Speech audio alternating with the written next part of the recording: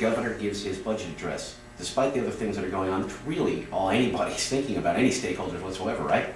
Absolutely. I mean, that is the most significant speech that the governor is going to give, because it's a blueprint on what we can expect as far as funding dollars to the property tax relief issue. And property taxes are still the #1 issue.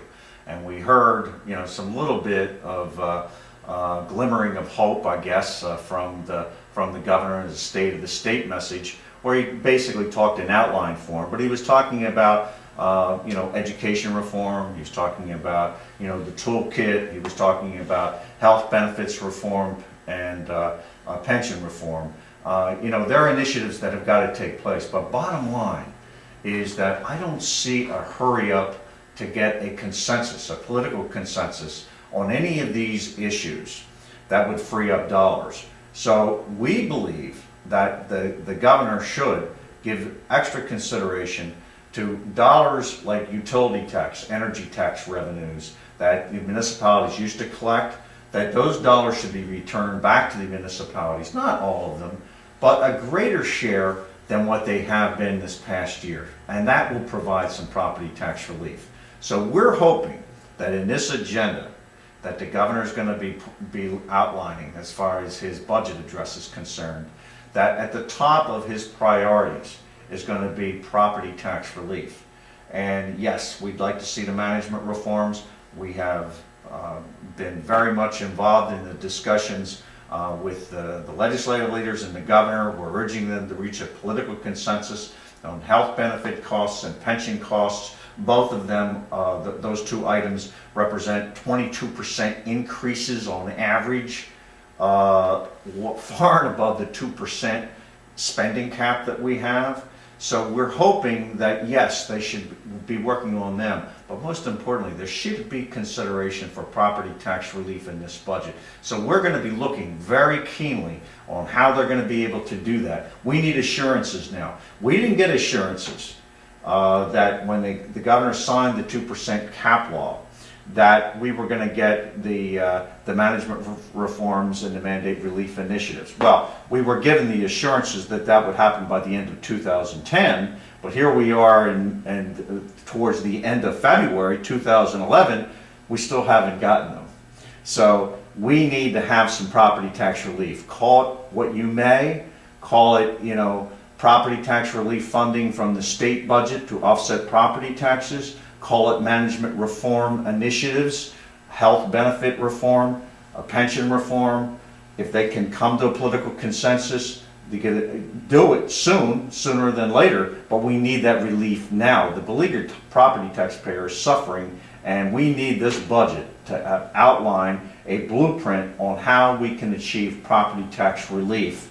And quite frankly, we need it now, sooner than later.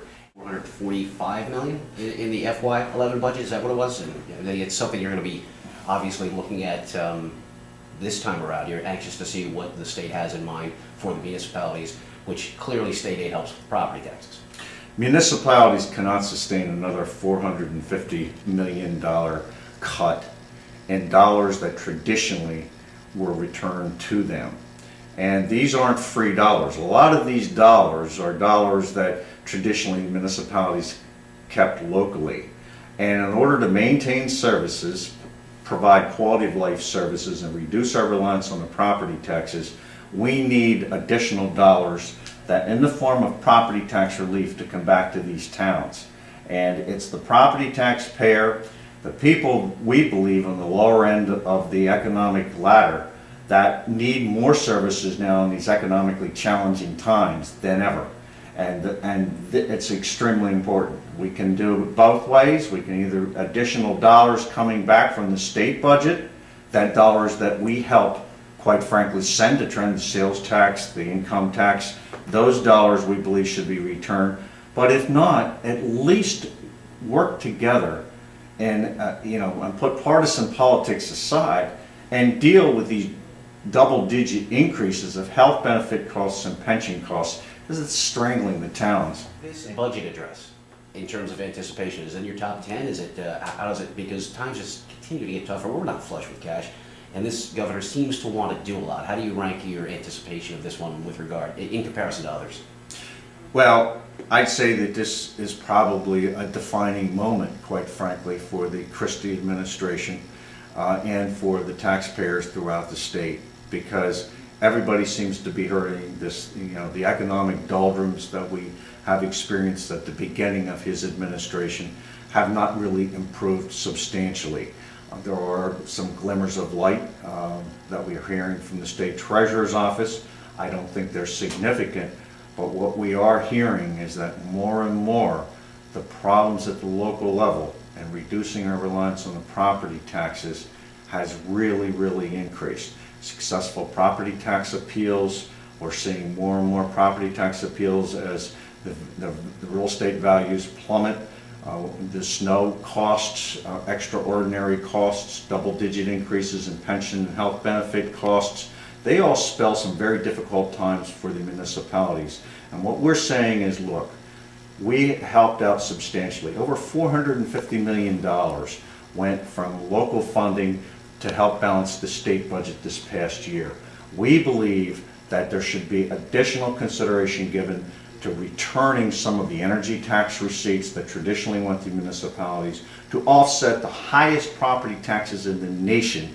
And we think the time has come in order to give serious consideration to that in this budget.